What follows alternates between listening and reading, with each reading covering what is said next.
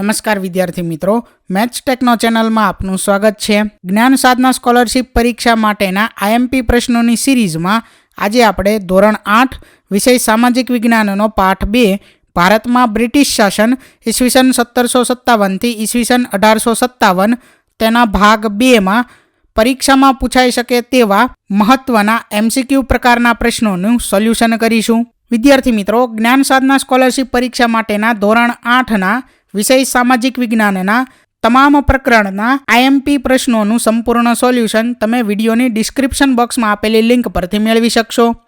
તો ચાલો શરૂ કરીએ આજનો વિડીયો।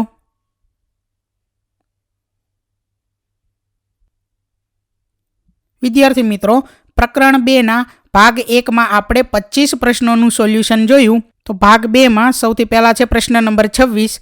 ઈસવીસન 1790 સુધી યુરોપીય દેશો ગળીનો પુરવઠો કયા દેશોમાંથી મેળવતા હતા?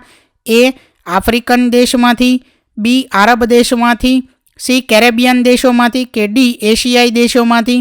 તો વિદ્યાર્થી મિત્રો, આ પ્રશ્નનો જવાબ થશે વિકલ્પ સી કેરેબિયન દેશોમાંથી। વિદ્યાર્થી મિત્રો, સ્ક્રીન પર દર્શાવેલ 5 સેકન્ડના સમય દરમિયાન તમે આ પ્રશ્નોના જવાબ મનમાં વિચારી શકો છો અને જાતે પોતાનું મૂલ્યાંકન કરી શકો છો। ત્યાર પછી આગળ છે પ્રશ્ન નંબર 27। ભારતમાં ગળીના ઉત્પાદનની કઈ પ્રથામાં છોડવા તૈયાર થાય ત્યારે કાપીને તેમને સીધા કારખાનામાં પહોંચાડવામાં આવતા? એ નારંગ, બી નીજ, સી પોલો કે ડી રેયતી? તો આ પ્રશ્નનો જવાબ થશે વિકલ્પ બી નીજ। ત્યાર પછી આગળ પ્રશ્ન નંબર 28। ભારતમાં ગળીના ઉત્પાદનની કઈ પ્રથામાં ગળી તૈયાર થાય ત્યારે બાંધ્યા ભાવે કારખાનેદારને વેચવામાં આવતી? એ રેયતી, બી રિંક, સી નીજ કે ડી સ્નેડર? તો વિદ્યાર્થી મિત્રો, આ પ્રશ્નનો જવાબ થશે વિકલ્પ એ રેયતી। ત્યાર પછી આગળ પ્રશ્ન નંબર 29। ગળીના ઉત્પાદનની રેતી પ્રથા કોને વધુ લાભદાયક હતી? એ ગળીના દલાલોને, બી ગળીના ઉત્પાદકોને, સી ગળીના નિકાસકારોને કે ડી ગળીના કારખાનેદારોને? તો આ પ્રશ્નનો જવાબ થશે વિકલ્પ ડી ગળીના કારખાનેદારોને। ત્યાર પછી આગળ પ્રશ્ન નંબર 30। કોના અસંતોષના કારણે ઈસવીસન 1859 થી ઈસવીસન 1860માં વ્યાપક પ્રમાણમાં ગળીના રમખાણો થયા? એ ગળીના વેપારીઓના, બી ગળીના કારખાનેદારોના, સી ગળીના ખેડૂતોના કે ડી અંગ્રેજ કંપનીના અમલદારોના? તો આ પ્રશ્નનો જવાબ થશે વિકલ્પ સી ગળીના ખેડૂતોના। ત્યાર પછી આગળ પ્રશ્ન નંબર 31। ઈસ્ટ ઇન્ડિયા કંપનીના શાસન દરમિયાન ભારતમાં ક્યારે ગળીના રમખાણો થયા હતા?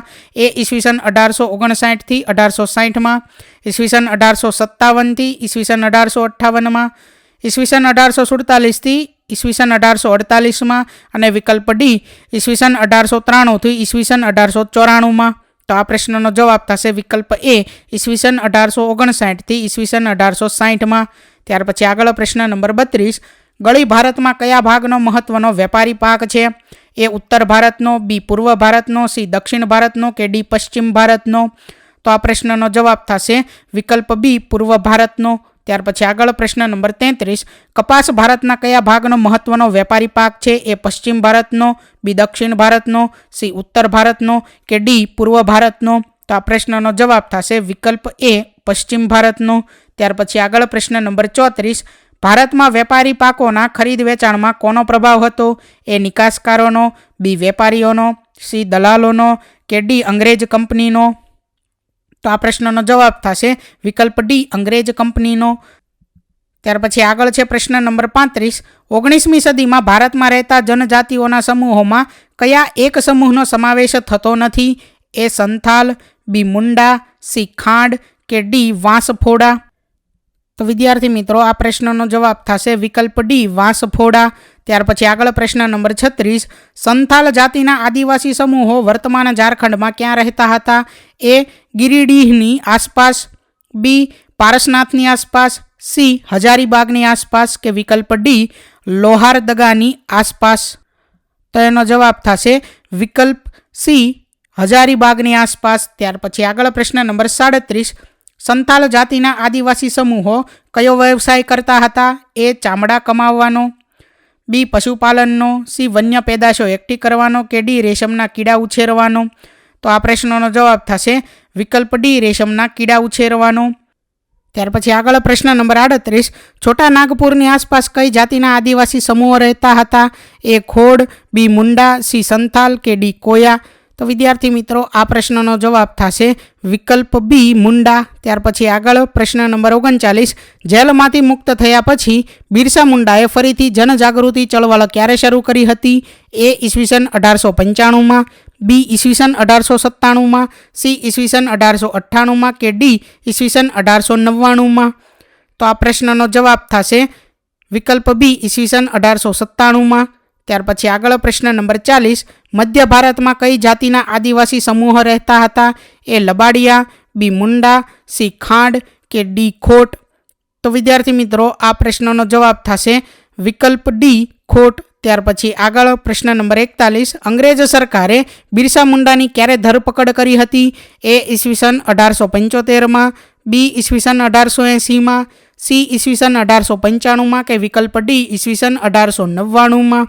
તો વિદ્યાર્થી મિત્રો આ પ્રશ્નનો જવાબ થશે વિકલ્પ સી ઈસવીસન 1895માં. ત્યાર પછી આગળ પ્રશ્ન નંબર 42, વન ગુજ્જર અને લબાડિયા જનજાતિના સમુદાયો કયો વ્યવસાય કરતા હતા? એ ઘેટા બકરા પાળવાનો, બી ગાયો ભેંસો પાળવાનો, સી ઘોડા ઉછેરવાનો કે ડી ખેતી અને પશુપાલન? તો આ પ્રશ્નનો જવાબ થશે વિકલ્પ બી ગાયો ભેંસો પાળવાનો.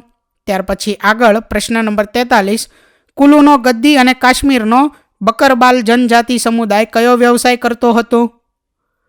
એ રેશમના કીડા ઉછેરવાનો, બી કેસરની ખેતીનો, સી ગાયો ભેંસો પાળવાનો કે ડી ઘેટા બકરા પાળવાનો? તો આ પ્રશ્નનો જવાબ થશે વિકલ્પ ડી ઘેટા બકરા પાળવાનો. ત્યાર પછી આગળ પ્રશ્ન નંબર 44, નીચેના પૈકી કઈ બાબત બિરસા મુંડાના બચપણ સાથે જોડાયેલ નથી? એ ઘેટા બકરા ચરાવવા, બી અખાડાની રમતો રમવી, સી વાંસળી વગાડવી કે ડી ખેલકૂદની રમતો રમવી? તો આ પ્રશ્નનો જવાબ થશે વિકલ્પ ડી ખેલકૂદની રમતો રમવી.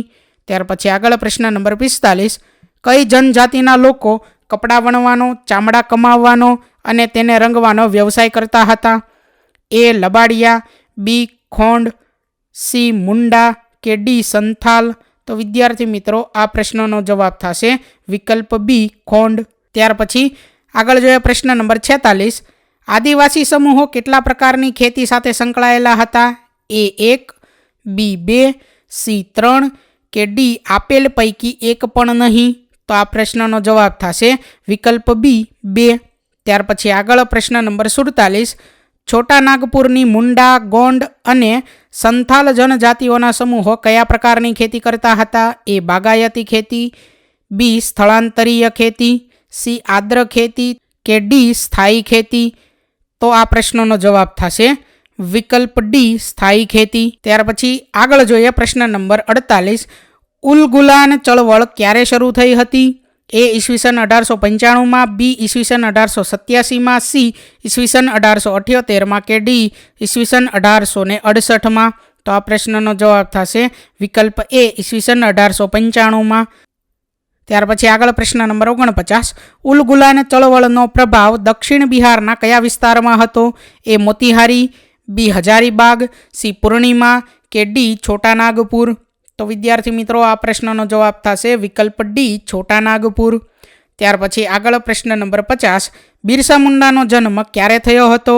એ 15 ડિસેમ્બર 1870માં, બી 15 નવેમ્બર 1875માં, સી 15 ઓગસ્ટ 1880માં કે ડી 10 જાન્યુઆરી 1868માં?